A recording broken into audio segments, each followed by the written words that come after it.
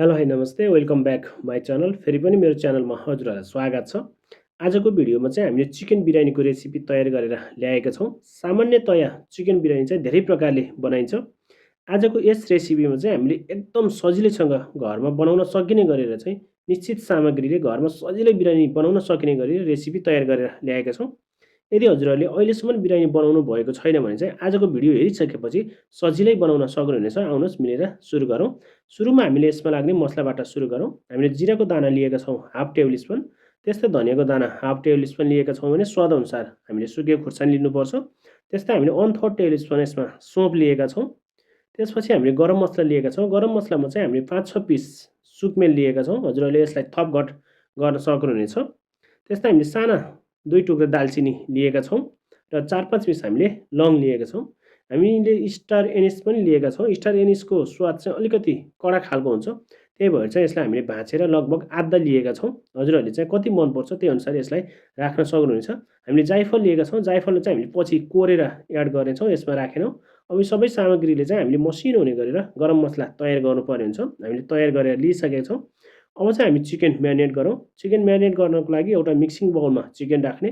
चिकनलाई चाहिँ राम्रोसँग धोएर पखालेर हामीले सफा गरेर चाहिँ पानी तर्काएर लिएका छौँ। सामान्यतया हाम्रो करीको भन्दा चाहिँ अलिकति ठुलो पिसमा हामीले चिकन लिनुपर्ने हुन्छ। अब यसमा चाहिँ हामीले 1/4 टेबल स्पुन बेसार राख्ने। त्यस्तै 1/4 टेबल स्पुन चाहिँ हामीले काश्मिरी मिर्च यसमा राखेका छौँ। त्यस्तो अघि हामीले तयार गरेको गरम मसला पाउडर यसमा राख्ने। लगभग 2-2.5 चम्चा चाहिँ हामीले यसमा गरम मसला पाउडर राख्नेछौँ।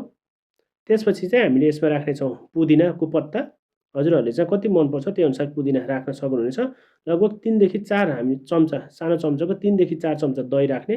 दहीले चाहिँ बिरयानीलाई एकदम स्वादिष्ट बनाउनुको साथै एकदम सफ्ट पनि बनाउँछ। अब स्वादअनुसार यसमा नुन राख्ने र थोरै हामीले यसमा ओइल राखेका छौँ। हामीले सनफ्लावर ओइल राख्यौँ। हजुरहरूले यसमा घिउ अथवा मस्टर्ड ओइल पनि राख्न सक्नुहुनेछ। अब यो सबै सामग्री राखिसकेपछि चाहिँ हामीले चिकनलाई राम्रोसँग म्यारिनेट गर्नुपर्ने छ। करिब हामीले 5-7 मिनट चाहिँ यसलाई राम्रोसँग म्यारिनेसन गर्ने र यसलाई चाहिँ हामीले छोपेर करिब 20 देखि 25 मिनट राख्नुपर्ने हुन्छ। अब हामी चाहिँ चामल तयारी गरौँ। चामलको लागि चाहिँ हामीले एउटा मिक्सिङ बाउल लिएका छौँ।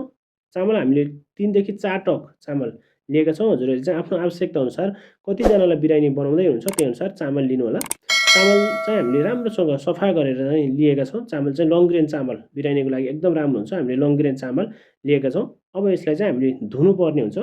यसलाई अब करिब हामीले 2 देखि 3 पानी चाहिँ मजाले धुनुपर्ने हुन्छ। हजुरहरूले चाहिँ चामललाई राम्रोसँग 2 देखि 3 पानी चाहिँ धोएर लिनुहोला।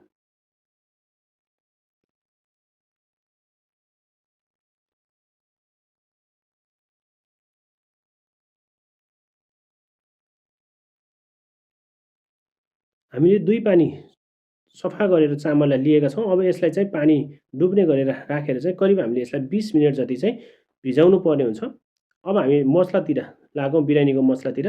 मसलामा चाहिँ हामीले प्याज लिएका छौँ। हामीसँग मिडियम साइजको 4-5 पिस प्याज छ। यसलाई चाहिँ हामीले मसिनो हुने गरेर जुलियन कट काट्नुपर्छ।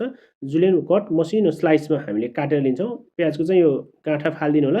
यसलाई चाहिँ हामीले ब्राउन प्याज बनाउनु पर्ने हुन्छ। यसलाई हामीले छुट्टा-छुट्टै र जुलियनमा निकाल्नु पर्ने हुन्छ। त्यही भएर चाहिँ यो गाँठाले चाहिँ टाँसिने हुन्छ। यसलाई चाहिँ छुट्याउनु होला। अब यसलाई चाहिँ मसिनो बनाएर हामीले प्याजलाई काट्नुपर्ने हुन्छ। हजुरहरूले देख्न सक्नुहुन्छ भिडियोमा हामीले यसरी प्याजलाई काटेका छौँ। प्याज काटिसकेपछि चाहिँ यसलाई चाहिँ दुवै हातको मद्दतले चाहिँ यसरी मिच्नु होला। यसरी प्याज मिच्दा चाहिँ प्याजहरू एक आपसमा छुट्टिने छन्। यसरी छुट्टिएको प्याजले चाहिँ हामीले फ्राई गर्दा चाहिँ एकदम क्रिस्पी बस्छ। हजुरहरूले पनि यसरी नै यसलाई मिचेर एउटा बाउलमा राख्नु होला। अब प्याजलाई चाहिँ हामीले फ्राई गर्नुपर्ने हुन्छ। प्याज फ्राई गर्नको लागि चाहिँ हामीले एउटा कराहीमा तेल तताउने। प्याज फ्राई गर्नको लागि चाहिँ तेल अलिकति बढी चाहिन्छ। त्यही भएर चाहिँ हामीले अलिकति बढी यसमा तेल तताउनु पर्ने हुन्छ।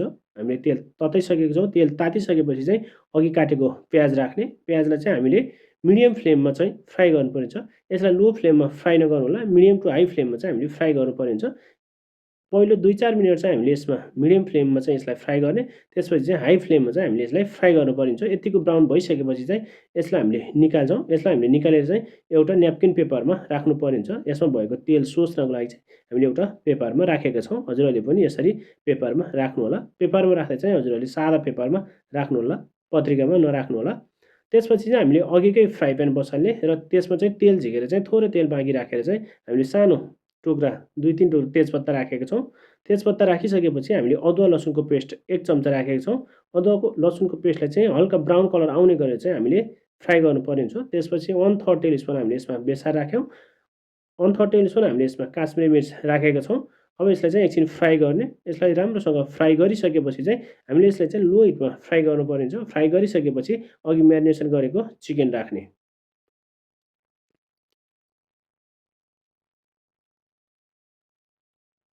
सुरुमा चाहिँ हामीले ग्यासको फ्लेम चाहिँ लो गर्नु हुँदैन। हामीले मिडियम ग्यासको फ्लेममा चाहिँ चिकनलाई भुट्नुपर्ने हुन्छ। चिकनलाई चाहिँ हामीले राम्रोसँग पाक्ने गरेर चाहिँ पकाउनु पर्ने हुन्छ। अब यसलाई चाहिँ हामीले मिडियम फ्लेममा चाहिँ एकछिन मजाले भुट्ने, त्यसपछि चाहिँ हामीले यसलाई फ्लेम लो गर्नुपर्ने हुन्छ। अघि हामीले फ्राई गरेर राखेको ब्राउन प्याज राख्ने। ब्राउन प्याज राखिसकेपछि चाहिँ यसलाई राम्रोसँग हामीले फेरि एकचोटि मिक्स गर्नुपर्ने हुन्छ। राम्रोसँग मिक्स गर्नुहोला। अब चाहिँ हामीले लो फ्लेममा चाहिँ यसलाई छोपेर करिब 10 मिनट जति चाहिँ हामीले छोप्नुपर्ने हुन्छ। र अब हामी राइसको पानी पनि तयारी गरौँ। राइसको पानी हामीले बसालिसकेको छौँ, हजुरहरूले देख्न सक्नुहुन्छ। यता चिकन पाक्दै गर्छ, यता हामीले राइसको पानी उमाल्दै गर्नुपर्ने हुन्छ। चिकनलाई चाहिँ हामीले बिचबिचमा निकालेर चलाइराख्नुपर्ने हुन्छ। हामीले एकदम लो फ्लेममा चिकनलाई छोपेर पकाउँदा चाहिँ चिकनले पानी छोड्छ। हजुरहरूले देख्न सक्नुहुन्छ भिडियोमा चिकनले राम्रोसँग पानी छाडिसकेको छ। यसरी चिकनले पानी छाडिसकेपछि चाहिँ पिँधमा पनि टाँसिँदैन र चिकन पनि एकदम फास्ट पाक्छ। अब चिकन यसरी पानी छाडिसकेपछि चाहिँ यसलाई हामीले ग्यासको फ्लेम चाहिँ मिडियम टु हाईमा पकाउनु पर्ने हुन्छ। अब यसलाई हामीले मिडियम फ्लेममा चाहिँ करिब 2 देखि 3 मिनट पकाउनु पर्ने हुन्छ। लगभग 2-3 मिनट भइसकेको छ, हजुरहरूले देख्न सक्नुहुन्छ। लगभग यसमा भएको पानी पनि लगभग सुकिसकेको छ। हामीले 3वटा मिडियम साइजको टमाटरलाई चाहिँ पिसेर यसमा राखेको छौँ प्युरी बनाएर। हजुरहरूले पनि यसरी प्युरी बनाएर राख्नुहोला।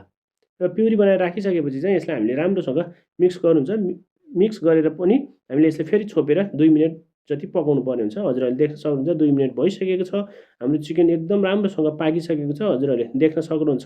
अब चिकनलाई चाहिँ ग्यासको फ्लेम अफ गरिदिने र एकछिन यसलाई हामीले यत्तिकै छोडिदिउँ।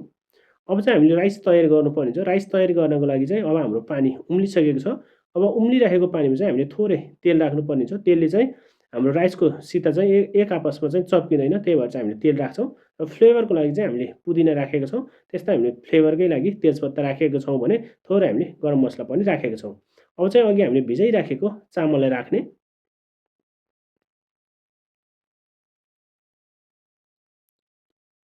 अब सबै चामललाई राखिसकेपछि चाहिँ हामीले ग्यासको फ्लेम चाहिँ एकदम मिडियम बनाएर चाहिँ यसलाई राम्रोसँग चलाएर पकाउनु पर्ने हुन्छ। यसलाई चाहिँ करिब हामीले 70 देखि 80% मात्र पाक्ने गरेर चाहिँ बोइल गर्नुपर्ने हुन्छ। अब थोरै हामीले स्वादको लागि नुन राख्ने। यसलाई चाहिँ चलाउन नछोड्नु होला। चलाउन छोड्नुभयो भने चाहिँ पिँधमा राइस टाँसिन सक्छ। हामीले राइस बोइल गर्ने बेला चाहिँ पानीको मात्रा चाहिँ अलिक बढाएर राख्नुपर्ने हुन्छ। पानीमा मजाले राइस खेल्ने गरेर चाहिँ हामीले बोइल गर्नुपर्ने हुन्छ। अब बिरयानी बनाउनको लागि एउटा कराही लिने र त्यसमा चाहिँ हामीले थोरै घिउ राखेका छौँ र अघि पाकिराखेको चिकनलाई राख्ने। अब हामी चाहिँ लेयर टु लेयर चाहिँ हामीले चामल राखेर बिरयानी बनाउने छौँ। अब हामीले चिकनको फर्स्ट लेयर राखेको छौँ भने अब हाम्रो 70 देखि 80% पाकिसकेको राइसलाई चाहिँ हामीले निकालेर राखेका छौँ। हजुरहरूले पनि यसरी नै जालीको मद्दतले निकालेर राख्नुहोला।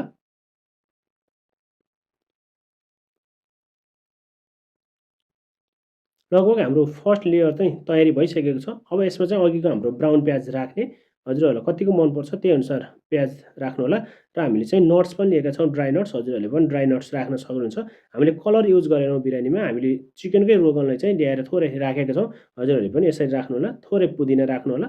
फर्स्ट लेयर कम्प्लिट हुन्छ र सेकेन्ड लेयरको लागि चाहिँ बाँकी रहेको चिकन पनि हजुरहरूले यसै माथि राख्न सक्नुहुन्छ। अब चाहिँ हामीले सबै चिकन राख्छौँ र बाँकी रहेको सबै राइसलाई फेरि हामीले लेयर बनाएर फेरि राख्नुपर्ने हुन्छ। यसरी नै राइसलाई पनि लेयर बनाएर राख्नुहोला।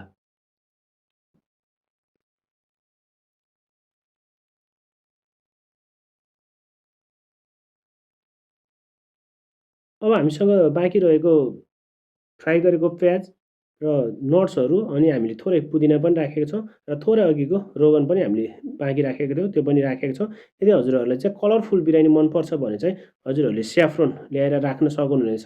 केसरीलाई भिजाएर पनि राख्न सक्नुहुनेछ। अब थोरै माथिबाट घिउ राख्ने र यसलाई चाहिँ हामीले डिम गर्नुपर्ने हुन्छ।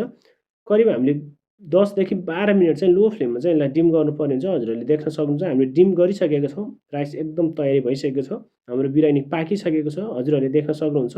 हेर्दै खाउँ खाउँ लाग्दो बिरयानी तयार भइसकेको छ। बिरयानीको सिता हजुरहरूले देख्न सक्नुहुन्छ, एक आपसमा चप्किएको छैन, फर्र परेको छ।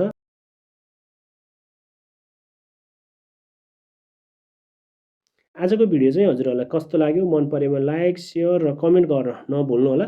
यदि मेरो च्यानलमा चाहिँ हजुरहरू नयाँ हुनुहुन्छ भने कृपया च्यानललाई सब्सक्राइब गरेर हामीसँगै जोडिनुहोला। आगामी दिनमा पनि हामी नयाँ रेसिपी तयार गरेर भिडियो बनाएर ल्याउनेछौँ। त्यतिन्जेलसम्मको लागि चाहिँ हजुरहरूसँग बिदा चाहन्छौँ। हस्त, धन्यवाद। हजुरहरूको दिन शुभ रहोस्।